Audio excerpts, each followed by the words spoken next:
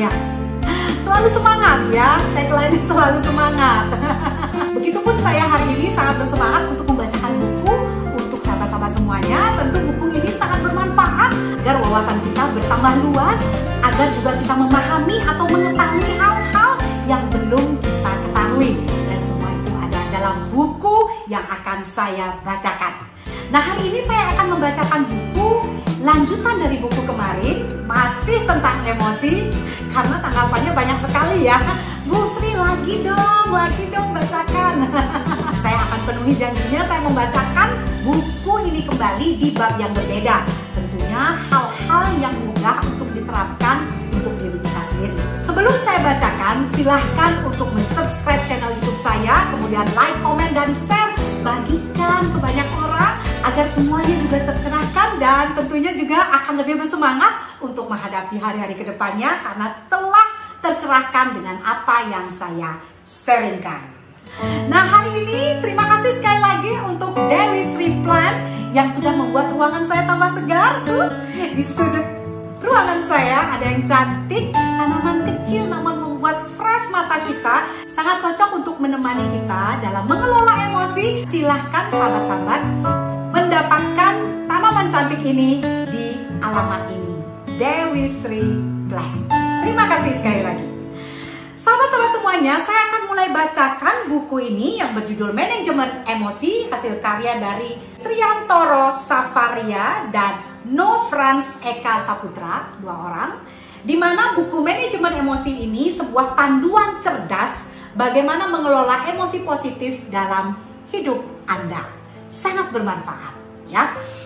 Di segmen sebelumnya saya sudah bacakan apa saja bab-bab yang ada dalam buku ini dan saya sudah bacakan 2 bab sebelumnya.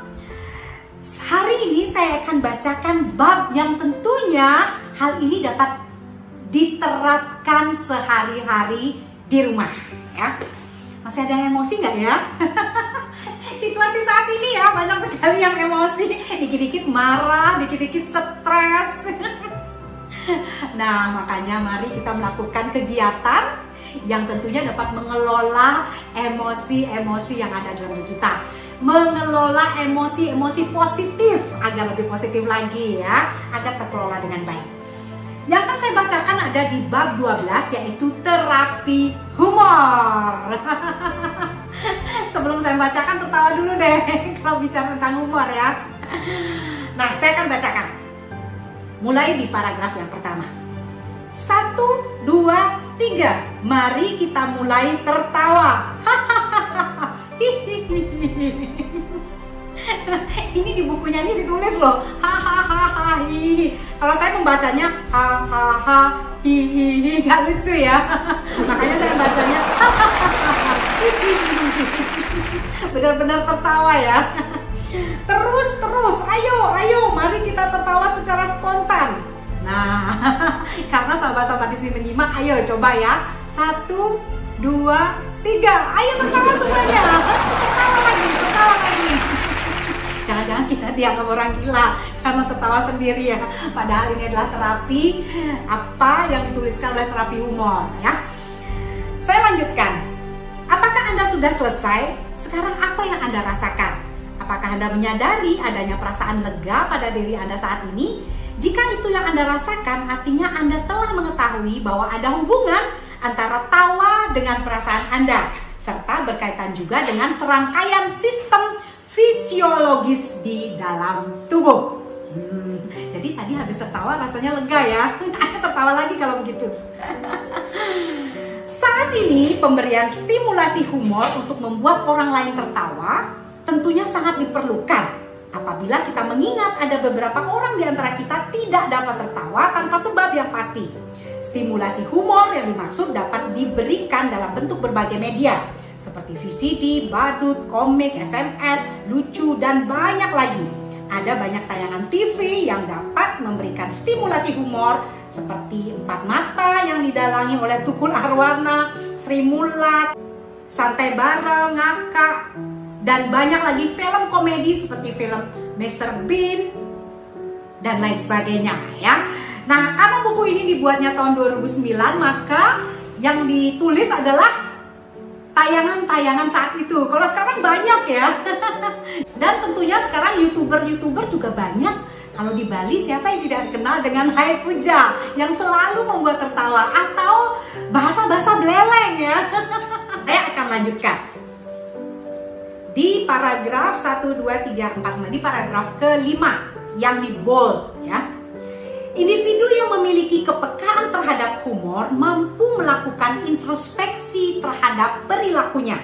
Dapat berpandangan berbeda, tidak kaku, serta cenderung memandang cara-cara baru dalam menghadapi masalahnya, sehingga dapat melatih diri untuk mampu berpikir lebih fleksibel.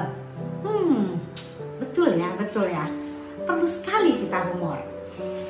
Nah, saya akan lanjutkan langsung di halaman 197, bagaimana penerapan terapi humor untuk diri sendiri. Ini penting loh, penting nih ya. Oke, saya bacakan ya. Penting sekali untuk menyeimbangkan emosi dan melupakan sejenak persoalan yang membebani pikiran kita. Di bawah ini akan diuraikan beberapa kiat yang bisa digunakan untuk menyeimbangkan emosi kita melalui terapi humor. 1. Luangkan waktu Anda untuk menikmati acara televisi atau film yang lucu. Ya. 2. Setidaknya 3 kali seminggu membaca cerita lucu. 3 kali seminggu. 3. Luangkan waktu Anda untuk melakukan pembicaraan yang penuh humor dengan rekan kerja, sahabat, atau pasangan Anda. 4. Banyaklah tersenyum. Wah, ini cocok sekali dengan saya ya. 5. Banyaklah tertawa dengan melihat persoalan yang Anda hadapi dari sisi kelucuannya. 6. Lakukan terapi tawa. Hal ini bisa dilakukan secara berkelompok atau dengan pasangan Anda. Cara termudah adalah melakukan teknik ucapan kata-kata. Hahaha. Sambil melakukan gerakan-gerakan lucu dengan pasangan Anda. Jadi mudah sekali ya. Dari buku ini kita sudah dituntun bagaimana menerapkan terapi humor untuk diri kita sendiri. Kalau saya lihat dari satu persatu tidak ada yang sulit untuk dilakukan. Coba nih, yang pertama, luangkan waktu Anda untuk menikmati acara televisi atau film yang lucu. Jangan hanya acara yang tegang-tegang, berita-berita yang membuat hati kita tidak tenang dan sebagainya. Ya, tapi menikmati acara televisi, film yang lucu, atau dari konten-konten YouTube, YouTuber yang lucu-lucu, yang kita tonton ya ini. Kemudian yang kedua, 3 kali seminggu membaca cerita lucu. Ya, di googling aja cerita lucu ya. Kita baca. Ketiga, luangkan waktu Anda melakukan pembicaraan yang penuh humor. Nah ini ya, biasanya dengan rekan kerja itu pekerjaan saja yang diomongkan, ketegangan saja ya. Nah ini dituntun bagaimana kita melakukan pembicaraan yang penuh humor dengan rekan kerja, sahabat, atau pasangan kita, dengan suami kita, dengan istri, dengan anak, dan sebagainya ya. Kemudian yang keempat, banyaklah tersenyum. Makanya tagline saya, salam senyum sang penyihir ya. Jadi ini bisa dilakukan ya kalau di rumah. Hai papa, salam senyum sang penyihir. Jadi otomatis kita tersenyum ya. Mudah sekali untuk dilakukan ya. Yang kelima, banyaklah tertawa dengan melihat persoalan yang Anda hadapi dari sisi kelucuan. Kadang-kadang kita tidak sadar loh bahwa yang kita lakukan itu ada sisi kelucuannya. Kalau saya nih ceritanya membuat konten seperti ini banyak sekali lucu-lucunya ya. Kalau ada yang salah nih kan saya edit-edit, jadi kesalahannya tidak terlihat. Padahal kalau saya perlihatkan kesalahannya, saya saja tertawa terbahak-bahak, apalagi sama-sama semuanya ya. Dan pernah saya tayangkan loh bagaimana kesalahan-kesalahan yang saya buat ketika membuat program Paragraf Sang Penyihir ini. Lakukan seperti ini ya, tertawalah tentang apa yang kita lakukan sendiri. Dan ini adalah terapi yang kelima, terapi humor yang kelima, yaitu perbanyak tertawa dengan melihat persoalan yang hadapi dari sisi kelucuannya. Nah yang keenam, yang terakhir, lakukan terapi tawa. Hal ini bisa dilakukan dengan berkelompok ya. Kata-katanya apa? Hahaha gitu ya. Sambil melakukan gerakan-gerakan lucu dengan pasangan Anda. Wah ini kayaknya asik banget nih. Ayo kita coba ya dengan pasangan masing-masing berbicara atau mengeluarkan kata-kata hahaha sambil gerakan-gerakan yang lucu di hadapan pasangan kita. Mudah sekali ya untuk dilakukan. Nah, sama-sama semuanya, sampai di sini dulu paragraf Sang Penyihir dari buku yang luar biasa ini, bagaimana kita mengelola emosi dari buku Manajemen Emosi.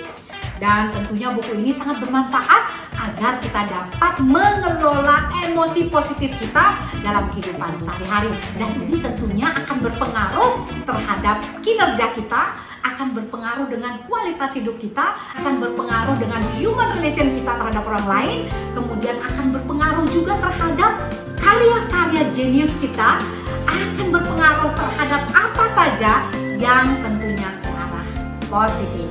Ya, mari kita lakukan.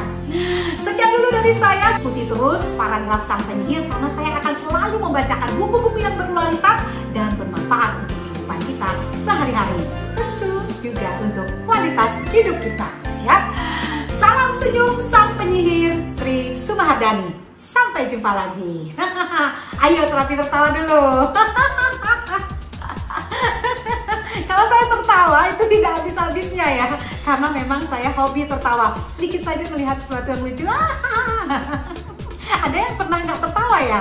Nah, harus belajar tuh tertawa ya. Bagaimana kita membiasakan tertawa secara alami.